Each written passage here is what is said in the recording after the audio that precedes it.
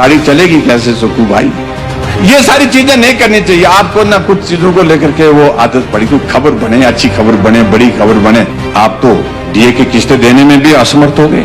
आपने चेयरमैन बना दिया, सब कैबिनेट रैंक के साथ होता है यहाँ, सब कैबिनेट रैंक, ओएसडी, आपके एडवाइजर्स विद कैबिनेट रैंक। ये 10 गारंटी आपने दी थी, ये पूरा करने के लिए नहीं, ये सिर्फ सत्ता को हासिल करने के लिए। और जिन बातों की, जिन गारंटियों की वजह से आपको सत्ता हासिल हो रही है, आप एक एक से अब मुकरते जा रहे हैं कि जयराम ठाकुर चाहे सत्ता में रहा चाहे विपक्ष में रहा, हिमाचल मेरी शीर्ष प्राथमिकता है और हिमाचल के हितों के लिए जो भी करना होगा, चाहे सत्ता पक्ष में चाहे विपक्ष में, उसमें कभी भी कमी नहीं छोड़ेंगे। और मुख्यमंत्री जी बार बार कहते हैं कि हमारा 9,000 करोड़ रुपए केंद्र में पड़ा हो, दिल्ली में कहां से पड़ा हो, मुझे बताइए। विकास कार्य पूरी तरह से ठप पड़े हुए। बेरोजगारों को जो वादा आपने करके रखा है कि 5 लाख नौकरियां 5 साल में देंगे और 1 लाख नौकरियां 1 साल में देंगे, साल 2 बीतने जा रहे हैं और उसके बावजूद भी आपका स्वर्ण सिलेक्शन कमीशन हमीरपुर जो है अभी तक अपनी पांव पर खड़ा नहीं हो पाया है। जब हिमाचल प्रदेश में 27 दिसंबर 2017 को भारतीय जनता पार्टी की सरकार बनी तो क्या उस वक्त लोन नहीं था प्रदेश पर? क्या पूर्व की सरकार हमको नो ड्यूज सर्टिफिकेट दे करके गई थी कि कोई पैसा लेना देना नहीं? अध्यक्ष महोदय, जो वर्तमान में जो प्रदेश की जो आर्थिक परिस्थिति है उस पर चर्चा करने के लिए हमने नियम 67 के अंतर्गत भी प्रस्ताव दिया था। और इसलिए दिया था कि पूरा प्रदेश और पूरा देश जानना चाहता था हिमाचल प्रदेश में जो वित्तीय संकट का ये शोर पड़ा है, इसकी वस्तु स्थिति क्या है।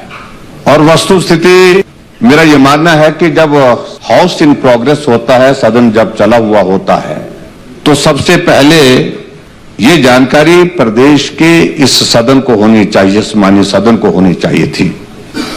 इसमें विलंब हुआ है। आपने व्यवस्था दी कि 130 के अंतर्गत इस चर्चा को हम ला रहे हैं। आज सदन का अंतिम दिन था, लेकिन एक्सटेंड होने की वजह से आपने एक दिन और बढ़ा दिया और कल तक सदन चलेगा। लेकिन यह हकीकत है, जब हम इस माननीय सदन में इस विषय को लेकर के चर्चा के लिए यहां पर बैठे हैं, जब हम इस पर चर्चा कर रहे हैं, इससे पहले पूरा देश हिमाचल प्रदेश की वित्तीय स्थिति पर चर्चा कर चुका है। जब हमारे कर्मचारियों को 1 तारीख को जो सैलरी मिलती थी, 1 तारीख को सैलरी नहीं मिल पाई। पेंशनर्स को 1 तारीख को पेंशन मिलती थी, वो पेंशन नहीं मिल पाई। सैलरी के सिलसिले में मुख्यमंत्री जी ने बयान दिया कि 5 तारीख को हम सैलरी देंगे और पेंशन के बारे में आपने सदन को अवगत कराया कि 10 तारीख को हम जो है वो पेंशन देंगे। और अध्यक्ष महोदय, बड़ी स्थिति बड़ी साफ है और हिमाचल के इतिहास में इस प्रकार की स्थिति वित्तीय दृष्टि से ये पहली बार हम देख रहे हैं जब समय पर कर्मचारियों को सैलरी नहीं मिली, जब समय पर पेंशनर्स को पेंशन नहीं मिल पाई। स्वाभाविक रूप से इस विषय को लेकर के पूरे देश भर में चर्चा हुई और आज भी मैं इस बात को कह सकता हूं कि अगर आपने सैलरी 6 तारीख को डाली है तो 6 तारीख को डालने की वजह यह थी क्योंकि रेवेन्यू डेफिसिट ग्रांट की 520 करोड़ रुपए की किस्त जो है वो केंद्र सरकार से आनी थी, उससे आपको सपोर्ट मिला। और उसके बाद आपने पेंशनर्स के लिए अगर बात कही है कि पेंशन 10 तारीख को मिलेगी, तो इसलिए वो 10 तारीख को मिलेगी क्योंकि जो हमारा सेंट्रल टैक्सेस का जो शेयर है, स्टेट का शेयर जो है वो 10 तारीख को मिलेगा और उससे आप फिर पेंशन देने की स्थिति में हो पाएंगे। लगभग वो 750 करोड़ के लगभग जो शेयर बनता है। अगर दूसरे शब्दों में अध्यक्ष महोदय में कहूंगी कि प्रदेश की स्थिति यह बन गई कि हम अपने बलबूते आज ऐसे हालात में पहुंच गए हैं कि अपने बलबूते प्रदेश के कर्मचारियों को समय पर सैलरी नहीं दे पाएंगे और अपने बलबूते हम प्रदेश के जो पेंशनर्स हैं उनको पेंशन नहीं दे पाएंगे। ये स्थिति हमारे सामने आज खड़ी है। माननीय मुख्यमंत्री जी इस विषय को लेकर के बार बार हर जगह जहां भी मंच मिला, जहां भी अवसर मिला, एक ही बात कहते हैं कि इसके लिए हम दोषी नहीं है। ये तो जयराम ने लोन ले रखा, बोलता है बहुत ज्यादा लोन ले रखा और इस कारण से ये हालात बने। मेरा मानना है अध्यक्ष महोदय जी, ये स्थिति हमारे सामने स्पष्ट आनी चाहिए। माननीय सदस्य पठानी जी ने बहुत कुछ बातों का चित्रण किया यहां, लेकिन वित्तीय स्थिति के बारे में मुझे लगता है कि इस बात को हमको समझना पड़ेगा। एक बात सत्य है कि हमारे बजट का लगभग 40% शेयर जो है वो कर्मचारियों की सैलरी और पेंशन पर जाता है, क्योंकि हिमाचल पूरे देश भर में ऐसा राज्य है जहां पॉपुलेशन प्रपोर्शन में सबसे ज्यादा संख्या अगर कर्मचारियों की है, पेंशनर्स की है, तो हिमाचल उसमें पहले स्थान पर है। लेकिन उसके बावजूद ये दोष जो बार बार देने की बात पूर्व सरकार जयराम ने किया, और जब जयराम रह जाता है तो उसके बाद फिर मोदी जी ने, ये दोष देने का मुझे लगता है कि इससे समाधान नहीं, समस्या का समाधान नहीं है इससे। मैं अध्यक्ष महोदय आपके माध्यम से ये भी मैं कहना चाह रहा हूं, जब हिमाचल प्रदेश में 27 दिसंबर 2017 को भारतीय जनता पार्टी की सरकार बनी तो क्या उस वक्त लोन नहीं था प्रदेश पर? क्या पूर्व की सरकार हमको नो ड्यूज सर्टिफिकेट दे करके गई थी क्या, कि कोई पैसा लेना देना नहीं है? अध्यक्ष महोदय 48,000 करोड़ से ज्यादा का ऋण पूर्व की सरकार हमारे ऊपर छोड़ गई है। इसमें इस बात को भी हमको स्वीकार करना पड़ेगा। और सही मायने में अगर हम इस बात को अगर थोड़ा और पीछे जाकर के देखेंगे, मैंने कोशिश की, मैंने नहीं बोला, मैंने इसको कभी मुद्दा नहीं बनाया, ना सार्वजनिक सभा का ना मीडिया का, कि पिछली सरकार की वजह से अगर सही मायने में हिमाचल प्रदेश आर्थिक रूप से पटरी से उतरा है तो ये 93 to 98 की जो गवर्नमेंट रही है उस वक्त ये हालात बने थे। हालांकि प्रदेश में कोई आर्थिक संकट नहीं था उस वक्त, लेकिन क्या आवश्यकता पड़ी उस वक्त जो है बिजली बोर्ड के अगेंस्ट जो है बिजली बोर्ड के माध्यम से आपने लोन ले लिया, फॉरेस्ट कॉर्पोरेशन के माध्यम से आपने लोन ले लिया, और ये क्रम उसके बाद शुरू हुआ, उसके बाद थमने का नाम नहीं ले पा रहा है। जरूरत के मुताबिक जितना लोन लेने की उस वक्त आवश्यकता थी उससे ज्यादा लोन ले ली, और उसके बाद अध्यक्ष महोदय ये दौर आगे बढ़ते बढ़ते यहां तक पहुंचा है। और ये बात सही कही टानिया जी ने कि विकास के लिए पैसा बचा कहां है, और आने वाले समय में जो हालात बनते जा रहे हैं प्रदेश के वो बहुत भयानक बनते जा रहे हैं। विकास के काम के लिए पैसा बचाना बहुत कठिन हो जाएगा, और धीरे धीरे अध्यक्ष महोदय ये बहुत बड़ी चिंता का विषय बना है कि विकास कार्य आने वाले समय में करेंगे कैसे, जो हमारे इंफ्रास्ट्रक्चर है उसकी मेंटेनेंस के लिए पैसा नहीं, सड़कों के लिए मेंटेनेंस के पैसा नहीं होगा, सड़कों के बाद हमारे स्कूल के भवनों के लिए, हॉस्पिटल के इंफ्रास्ट्रक्चर के लिए, दूसरी चीजों के लिए पैसे की बहुत बड़ी कमी होने वाली है। और अध्यक्ष महोदय मैं ये भी कहना चाहता हूं, जो आप कहते हैं ना कि आपने बड़ा भारी लोन लिया, आपकी जानकारी के लिए हम ये भी बताना चाह रहे हैं अध्यक्ष महोदय कि हमने 5 सालों में जो लोन लिया, जो 40,672 करोड़ लिया था, और उसमें से 38,276 करोड़ रुपए हमने वापिस चुकाया, जिसमें जो किस्तें थी वो भी वापिस की, और जो ब्याज था उसकी भी जो अदायगी की, और डिफरेंस जो है 2,396 करोड़ का। और जबकि अध्यक्ष महोदय पिछले साल से आपकी सरकार बनी है, और सरकार बनने के बाद ये हालात हिमाचल प्रदेश में जो है इस प्रकार के बन गए हैं कि बजट आप जो ऋण आप ले रहे हैं, आप जो है जो किस्तों को जो किस्तें अदा करनी है उन किस्तों को अदा करने की स्थिति में नहीं हो पा रहे। बहुत कम पैसा अभी आपने जो है किस्तों के रूप में जो है वो वापस किया है। अध्यक्ष महोदय ये भी मैं कहना चाहूंगा, आपने तो उस तरह का संकट झेला नहीं जिस तरह का संकट हमारी सरकार के दौरान 2 साल रहा। अध्यक्ष महोदय अगर मैं कहूं, अगर ये ब्याज की अगर जो अदायगी जो हमने जो वापस करी, सही मायने में अगर जो नेट अगर हमारी सरकार के दौरान अगर जो लोन जो हमने लिया वो लोन जो है वो बहुत कम बनता है, और लिमिट से हमने बहुत कम लोन लिया है। हम तो आपको 6,000 करोड़ रुपए का लोन की लिमिट छोड़ करके गए थे। जब हमने सरकार छोड़ी आप मुख्यमंत्री बने, अगर सही मायने में अगर 5 सालों में अगर हमारा लोन के बनता तो 19,600 करोड़ बनती है, जो नेट लोन जिसको हम बोल सकते हैं, जो नेट लोनिंग की बात कर सकते हैं, और किस्तें और ये अदा करने के बाद। और ये जो आंकड़े प्रस्तुत कर रहे हैं अध्यक्ष महोदय, इसमें फैक्ट्स में बहुत बड़ा अंतर है, क्योंकि ये सच्चाई नहीं है जो हकीकत हम बता रहे हैं। 2012 से 17 तक कांग्रेस की सरकार रही हिमाचल प्रदेश में, तो लोन में जो इंक्रीज हुई जो है 5 साल में, उस वक्त कांग्रेस की गवर्नमेंट 66% हुई है, और जबकि 2017 से 2022 तक भारतीय जनता पार्टी की सरकार रही तो लोन की लिमिट में जो इंक्रीज जो है वो मात्र 66% नहीं, हमारे टाइम में सिर्फ 48% है, 48% है। ये भी मैं आपको बताना चाहता हूं। आगे बढ़कर के अध्यक्ष महोदय मैं ये भी कहना चाहता हूं, इसी माननीय सदन में हाल ही में प्रश्न लगा था, और वो प्रश्न का उत्तर दिया है, लेकिन प्रश्न का उत्तर जो है अफसर लोग बनाते हैं, वो चालाकी करते हैं, आंकड़ों को घुमाते हैं, छुपाते हैं, और यही सोच करके भी नेताओं को पता नहीं लगता। ये एक सोच है वहां पर जो विद्यमान आज की तारीख में भी है।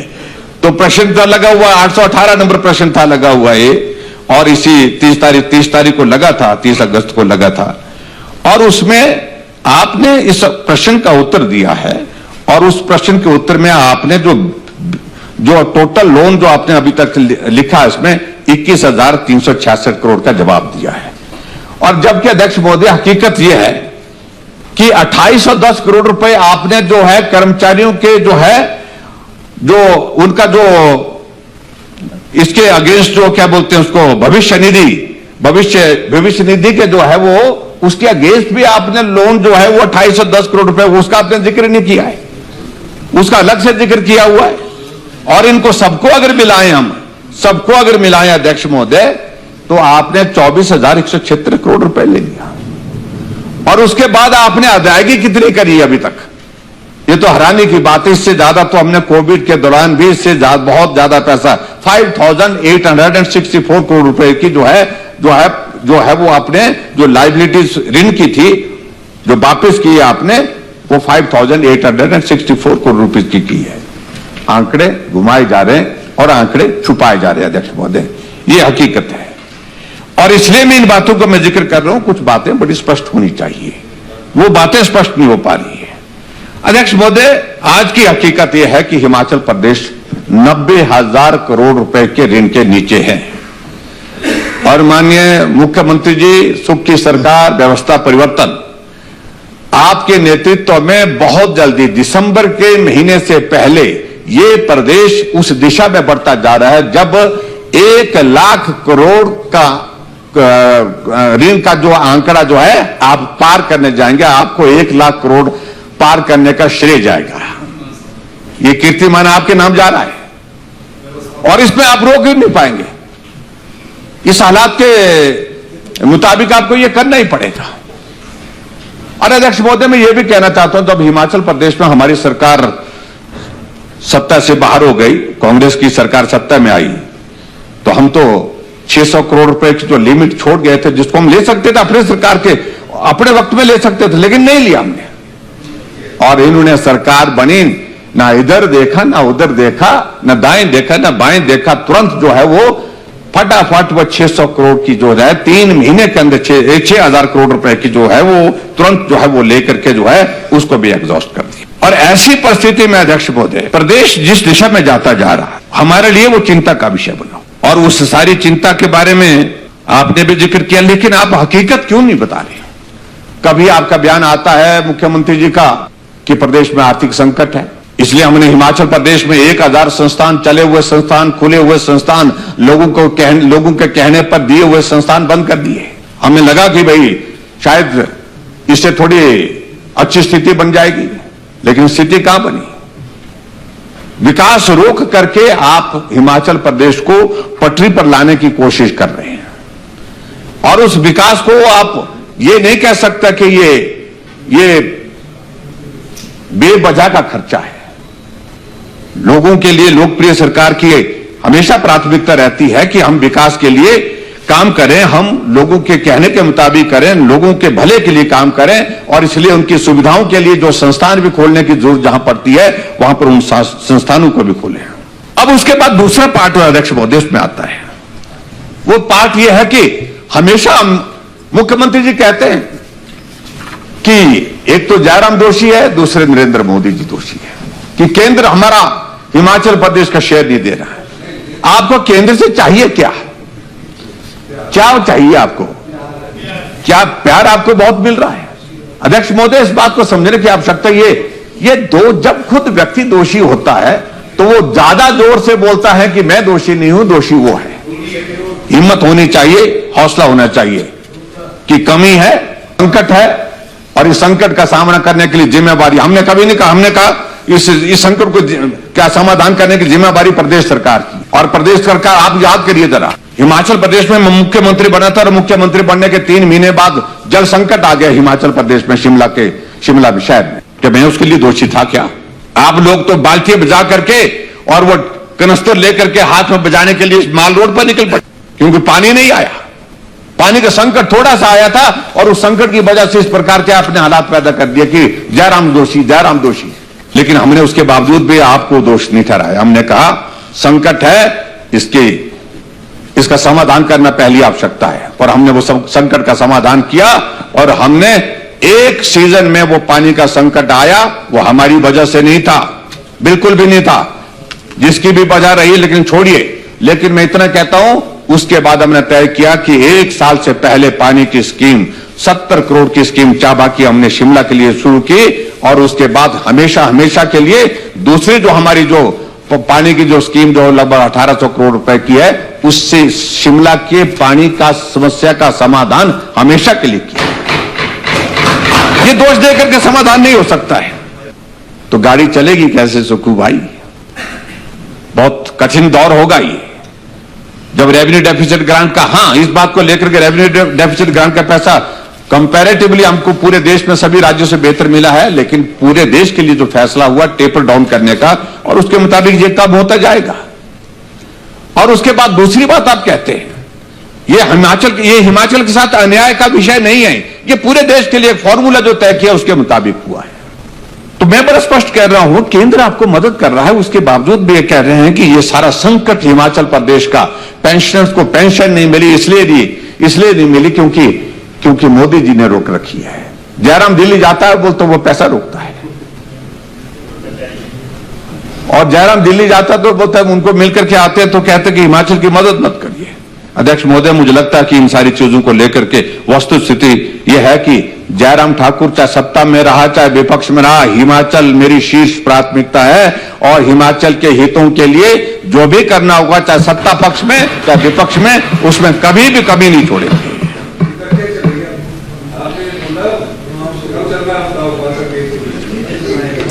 फिर एक और बात आपने ओपीएस का ऐलान किया। आपकी जानकारी में बहुत सारी चीजें उस वक्त थी कि हालात इस तरह के है या नहीं, शायद मुझे लगता है जानकारी नहीं थी। आपकी सरकार ने आपकी पार्टी ने फैसला किया ओपीएस लागू करने के लिए। मंशा हमारी भी थी, लेकिन हम प्रदेश के अंदर की स्थिति की, आर्थिक स्थिति के बारे में अच्छी तरह से वाकिफ थे, और इसलिए हमने कहा था कि रुकिए, हम इसका रास्ता निकालेंगे। लेकिन उससे पहले इन्होंने घोषणा कर दी, गारंटी नंबर 1 ओपीएस लागू करेंगे, पहली कैबिनेट की पहली बैठक में लागू करेंगे। हम उसका विरोध थोड़ी कर रहे हैं, ना तब किया विरोध, ना आज कर रहे हैं। और इस बात को लेकर, क्योंकि आपने सत्ता को हासिल करने के लिए सिर्फ वो की थी चीजें, ये 10 गारंटी आपने दी थी, ये पूरा करने के लिए नहीं, ये सिर्फ सत्ता को हासिल करने के लिए दी थी। और जिन बातों की, जिन गारंटियों की वजह से आपको सत्ता हासिल हो रही है, आप एक एक से अब मुकरते जा रहे हैं, एक एक को मुकरते जा रहे हैं अध्यक्ष महोदय। और मुख्यमंत्री जी बार बार कहते हैं कि हमारा 9,000 करोड़ रुपए केंद्र में पड़ा हो, दिल्ली में कहां से पड़ा हुआ, मुझे बताइए। अगर वो दिल्ली ऐसा पड़ा है तो उसका पड़ा हुआ है तो उसको लाने के लिए सब चलते हैं, हम सब ले आएंगे, उसको उठा करके लाएंगे। पड़ा हुआ कहां पड़ा हुआ, किस बात का? और प्रदेश सरकार का अध्यक्ष महोदय कौन सा पैसा? वो सरकार का पैसा नहीं है, वो कर्मचारियों का पैसा है, और जो कर्मचारियों का पैसा है वो आपका पैसा नहीं हो सकता है। वो उनके जो है पीएफआरडीए ने बड़ा स्पष्ट कर दिया इस बात को लेकर के, और स्पष्ट इस बात को किया कि जो पैसा हमारे एनपीएस के तहत जो कटा हुआ है वो हमारी कमिटमेंट है, हमने अपनी टर्म्स एंड कंडीशन के साथ उसकी इन्वेस्टमेंट की है, उसको सरकार ना वापस ले सकती है, ना उसमें कोई इस तरह का क्लॉज है, ना कोई प्रावधान है। सरकार को देने का पैसा वो है भी नहीं, लेकिन वो पैसा कर्मचारियों को जिसकी रिटायरमेंट होती रहेगी, जो क्लेम करेंगे उनका हिस्सा जितना बनता है वो पैसा उनको दिया जाएगा। आप कैसे कह सकते हैं कि वो पैसा हमारा है? वो हमारी सरकार का पैसा है। आप कब से मालिक बन गए? कर्मचारियों का पैसा है और कर्मचारियों को मिलेगा, वो मना कौन कर रहा है उस बात के लिए? और इस बात को लेकर के मैं यही कहना चाहूंगा कि जो जिस तरह से एक पिक्चर प्रस्तुत कर रहे हैं कि हम दोषी नहीं, जिम्मेवारी को समझना सीखिए मर्द की तरह।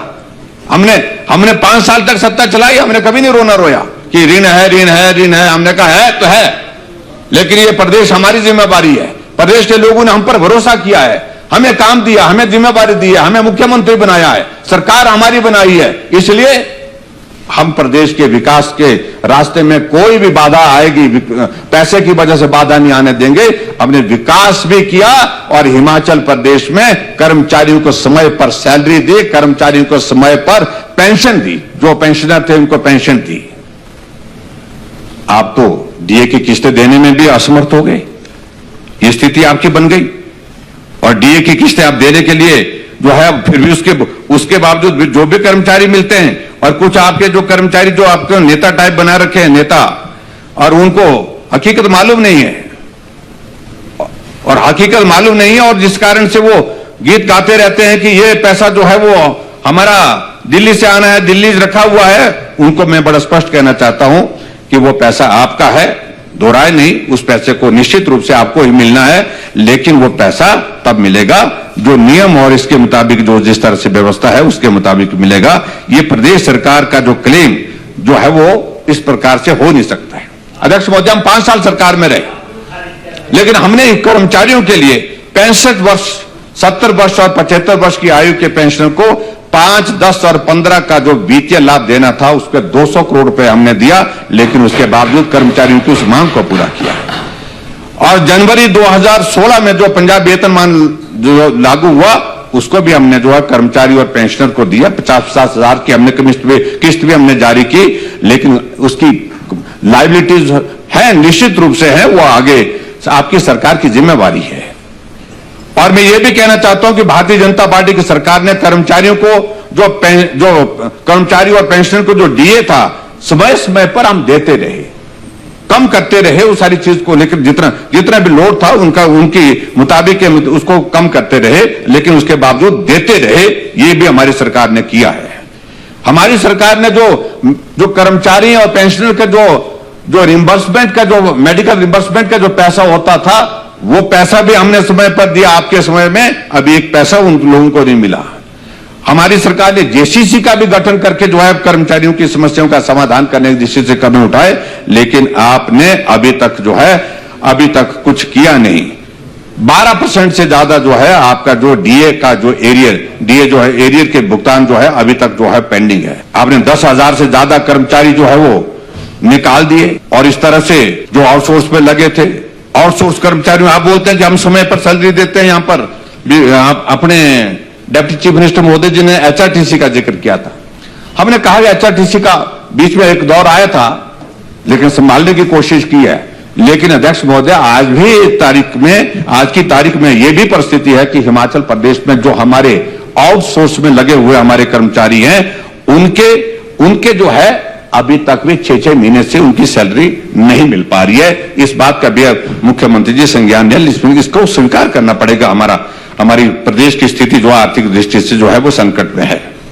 आपने कभी फाइनेंस मिनिस्टर के साथ, मुझे नहीं लगता आज तक मुलाकात की होगी, बात की होगी हिमाचल प्रदेश के इसके संदर्भ में, अभी तक आपने बात नहीं की। अगर हम पीडीएनए के बात करें, पोस्ट डिजास्टर नीड असेसमेंट का अगर हम बात करें, आप पैसा मांग रहे हैं, लेकिन जो पैसा दिया गया है उसको आप खर्च नहीं कर पा रहे। 142 करोड़ रुपए आप जो है वो खर्च नहीं कर पाए, और उसका परिणाम क्या होगा, उसका यह फर्क यह पड़ेगा, उसका असर यह होगा कि अगली बार की जो आपके जो इंस्टॉलमेंट जो इसकी आएगी उस पे उसका फर्क पड़ता है, उसमें कमी होगी। क्योंकि केंद्र बोलेगा जो पैसा आपको दिया था आपने उसको खर्च नहीं किया, लोगों के घर बह गए, लोगों की जिंदगी चले गए, उसके बावजूद भी जो पैसा उनके लिए आपने केंद्र सरकार से लिया था, यानी कि केंद्र सरकार ने जो पैसा दिया था उनकी मदद करने के लिए, उनका घर बनाने के लिए, उनका बाग बगीचा बह गया उसमें मदद करने के लिए, किसी की जिंदगी चले गई उनके लिए मदद करने के लिए दिया था, उसके बावजूद आपकी सरकार ने वो पैसा ही खर्च नहीं किया। और उसके बाद दोष आप नरेंद्र मोदी जी को दे रहे हैं, दोष आप भारतीय जनता पार्टी की केंद्र की सरकार को दे रहे हैं, दोष आप जयराम ठाकुर को दे रहे हैं। इससे अध्यक्ष महोदय इन सारी चीजों से नुकसान होता है। सीपीएस आपने 6 बना दिए, 9,200 और मकान मिल गए हिमाचल प्रदेश के लिए, जिसके लिए आपको धन्यवाद करना चाहिए। और हम इस बात को गांव में जा रहे थे, पंचायत में जाते तो पंचायत में लोग बोल रहे हैं कि 15 मकान आ गए, पंचायत में 20 मकान आ गए, तो इस बात को हमको स्वीकार करना चाहिए अध्यक्ष महोदय। और आगे बढ़कर के अध्यक्ष महोदय मैं ये कहना चाहता हूं, आपने सीपीएस बना रखे, 1 नहीं 2 नहीं 6 बना रखे। हम भी 5 साल सरकार में रहे, लेकिन हमने नहीं बनाए। इसलिए नहीं बनाया कि भाई आर्थिक संकट और बढ़ेगा और ज्यादा इसमें जो है वो बहुत ज्यादा इसका फाइनेंशियल इंप्लीकेशंस होंगी। अपने कैबिनेट दर्जे के साथ बना के रखे हैं। हाई कोर्ट में मामला चला है, मामला जो है वो जजमेंट के लिए रिजर्व है, लेकिन 6 करोड़ के लगभग उनके लिए, वकीलों के लिए, जो उनकी कुर्सी बचाने के लिए आपने खर्च कर दिया। और यहां आप घोषणा कर रहे हैं, बड़ा चित्र लगा मुझे उस दिन कि मेरे मंत्री और मेरे सीपीएस जो है वो 2 महीने का सैलरी जो है वो विलंबित, इसके शब्द विलंब करके लेंगे, विलंबित की। पूरे प्रदेश भर में, पूरे देश भर में टेलीविजन में चल पड़ा। सुखू भाई जी ने गजब कर दिया कि भाई 2 महीने की सैलरी छोड़ दी। फिर हमने जब बताया कि छोड़ी नहीं है, वो 2 महीने के बाद तीसरे महीने 3 महीने की इकट्ठा लेंगे। ये सारी चीजें नहीं करनी चाहिए। आपको ना कुछ चीजों को लेकर के वो आदत पड़ी, कोई खबर बने, अच्छी खबर बने, बड़ी खबर बने, और ऐसी चीजों को मुझे लगता है कि नहीं करना चाहिए। और अध्यक्ष महोदय, आगे बढ़कर के आपने चेयरमैन बना दिया, सब कैबिनेट रैंक के साथ होता है। यहां पर सब कैबिनेट रैंक, ओएसटी, आपके एडवाइजर्स विद कैबिनेट रैंक, सारे लोग बोल रहे हैं प्रदेश के। अगर शुरुआत करनी है तो अपने से शुरुआत करनी चाहिए। ये सीपीएस जो बनाए हैं, ये चेयरमैन बनाए हैं, इससे थोड़ा खर्चा कम हो जाता है।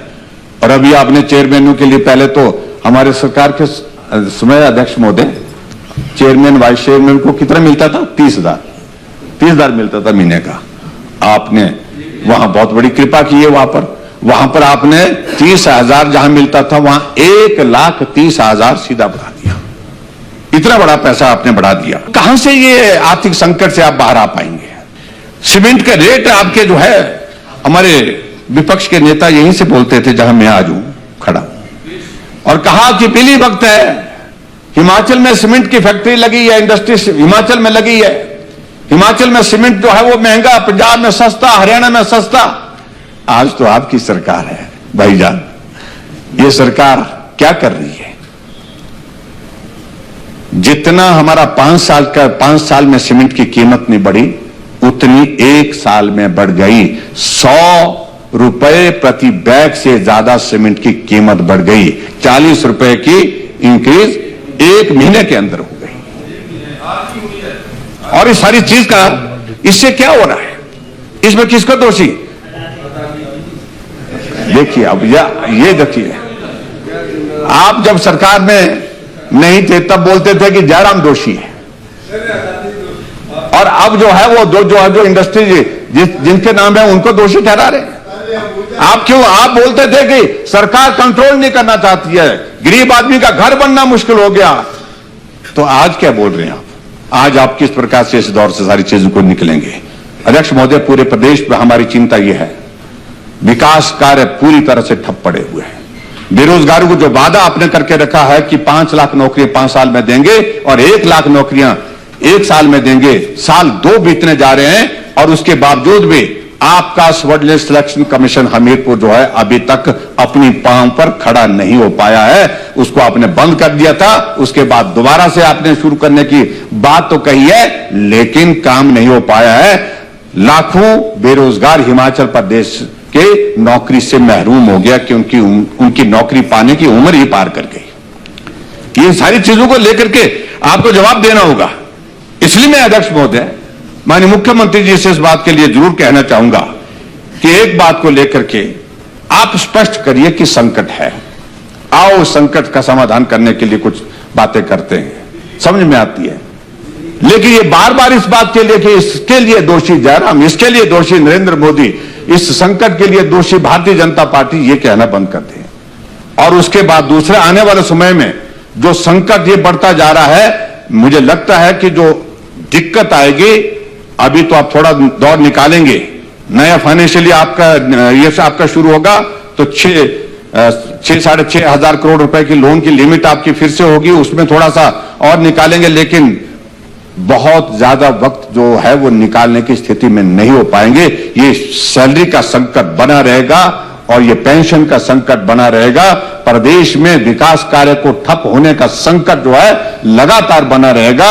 आने वाले समय में हिमाचल प्रदेश जिस दौर में से गुजर रहा है वो हम सब के लिए चिंता का विषय है। मुख्यमंत्री जो कहते हैं कि हम 2027 तक हिमाचल प्रदेश जो है देश का सबसे समृद्ध राज्य बनेगा, ये कल्पना हम जब करते हैं तो हमें तो उस बात को समझ आज तक नहीं आया, न मुख्यमंत्री जी स्पष्ट कर पाए हैं। तो इसलिए मैं यही कहना चाहूंगा अध्यक्ष महोदय कि प्रदेश की वित्तीय स्थिति को लेकर के मुख्यमंत्री जी को स्पष्ट करना चाहिए। नियम 130 के अंतर्गत जो चर्चा यहां पर सम्मानित सदन में करने का आज जो हमको मौका मिला है, इसमें मुझे बोलने का अवसर दिया, उसके लिए आपका धन्यवाद। लेकिन ये विषय सही मायने में प्रदेश के लिए चिंता का विषय बना हुआ है और इस विषय पर तुरंत चर्चा होनी चाहिए थी। जहां हम सदन के इस सत्र के समापन के अवसर पर इस पर चर्चा कर रहे हैं, मुझे लगता है कि ये कमी छूटी है। अध्यक्ष महोदय, आपने समय दिया, आपका बहुत बहुत धन्यवाद।